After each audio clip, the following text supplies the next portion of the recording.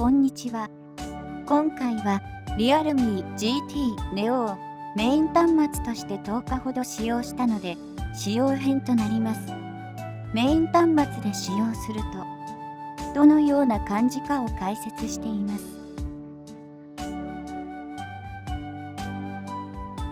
左側にパンチホールがあります。センターだとステータスバーの表示がすべて表示されなくなったりするので、隅側についている方が好みです。前面カメラは顔認証にしか使わないので、ほぼ必要ありません。個人的には前面カメラを廃止してカメラ穴もディスプレイにしてほしいです。その方が使い勝手が良いです。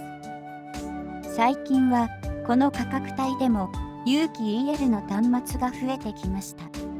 黒が美しい有機 EL ですが、焼き付くこともあるので、常時点灯のような使い方ができません。個人的に有機 EL は好みなので、ハイスペック端末イコール有機 EL の考えになりつつあるのは嬉しいです。メインで使用していた POCO F3 との外観比較です。大きな違いはイヤホンジャックがついていることです。ハイスペック機にイヤホンジャックがついているのはゲーミングスマホと一部の機種で大半にはついていません。近年の Bluetooth イヤホンは性能が上がってきて遅延が少なくなっていますが、ゲームでイヤホンを使うなら遅延のない有線です。イヤホンジャックがあれば充電しながら有線イヤホンが使えるメリットがあります。あとは全体的に小さくなって軽くなっています。18g 軽いだけでかなり軽くなったと感じます。近年のスマホは 200g 超えも珍しくなく、180g 切ってくるのは珍しいです。ケースをつけた状態です。リアルミー GT Neo は付属のケースですが、POCO F3 は購入したケースです。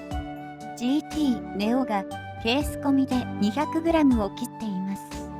POCOのケースが重いということもありますが、200g 切るとすごく軽くなったと感じます。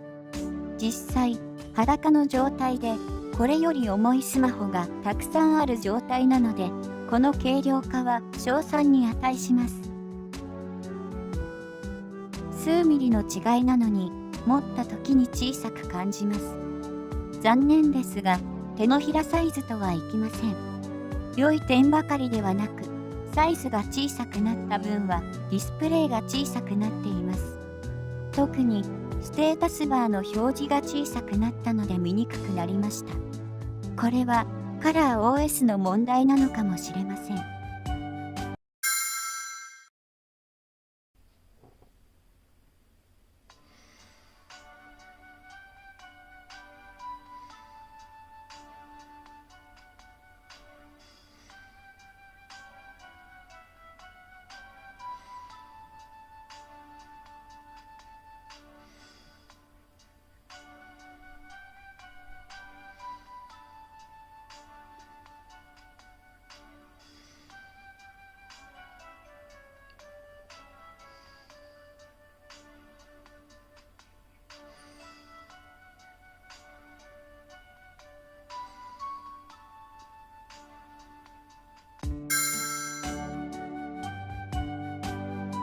付属の充電器とケーブルでテストです。公式には 50W 充電になっています。かなり速いです。これが 50W の実力です。しかし、こんな速度で充電してバッテリーへの負荷は大丈夫なのでしょうか？私は普段使いはせず、急ぎの時だけ使うようにします。ちなみに、他のスマホを充電しても普通の充電速度ですので、リアルミー端末のみが受けられる恩恵です。